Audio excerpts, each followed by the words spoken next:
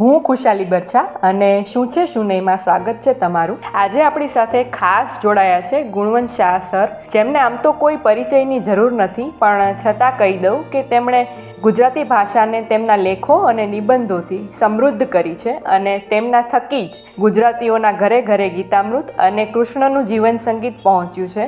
તો sir, welcome to our channel. આપણે શરૂ કરીએ. તો સર, મારો ફર્સ્ટ પ્રશ્ન એ છે કે તમારી દ્રષ્ટિએ કૃષ્ણ એટલે કોણ? કૃષ્ણ એક મહાન અવતાર અથવા મહાપુરુષ. અને સર, કૃષ્ણ હતા એ તો બધા માને જ છે આસ્તિકો, પણ નાસ્તિકોમાં પણ થોડો કૃષ્ણ પ્રેમ ઉદ્ભવે, એના માટે શું થઈ શકે? એ પ્રશ્ન બહુ અઘરો છે બેન, મને નથી આવડતો. સર, તમે આટલા પુસ્તકો લખ્યા છે તો એમાંથી અમને કંઈક તમારી દ્રષ્ટિએ શું થઈ શકે, અમારે એ જાણવું છે. તમે પુસ્તકો વાંચો એટલે બસ. હા સર. અને સર, કૃષ્ણનો જ્ઞાન માર્ગ થોડો સમજવો હોય તો તમે થોડું અમને ઈઝી કરીને કહેશો? બેન, બહુ અઘરું. મને અત્યારે ઉંમરને કારણે મને થાક લાગે છે એકદમ. નો પ્રોબ્લેમ સર, નો પ્રોબ્લેમ. ઓકે. અને સર, જીવનની ચડતી પટ્ટીમાં કૃષ્ણ જેવું વલણ કઈ રીતે રાખી શકાય? એ તો મને આ જવાબ જો ખબર હોતે તો હું જગતગુરુ થઈ ગયો હોત. આ મને ખબર નથી બેના. મને આમ કહેતા શરમ નથી આવતી કે મને આ ખબર નથી. હા સર. બોલો. સર, શ્રોતાઓને તમે કઈ મેસેજ આપવા ઈચ્છો?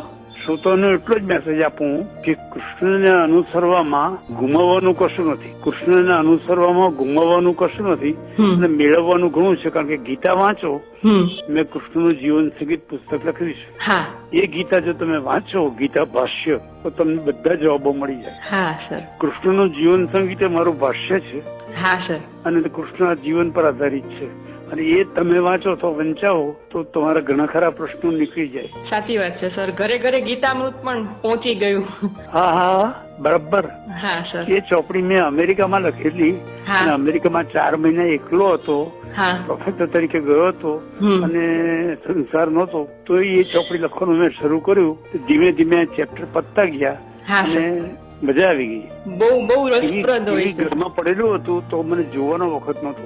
હા સર, તમે બીજું કઈ અમને કહેવા ઈચ્છો? હું કહેવા ઈચ્છું કે ગીતા વાંચ્યા વગરના કૃષ્ણ વાંચેલા અધૂરા છે. તમે ગીતા વાંચો એમાં બધું આવી જાય. અને ગીતા ભાષ્ય જો સારું હોય તે વાંચો. હા સર. અને સર, તમે મારું ગીતા ભાષ્ય વાંચ્યું છે? કૃષ્ણનું જીવન સંગીત મેં વાંચેલું છે સર.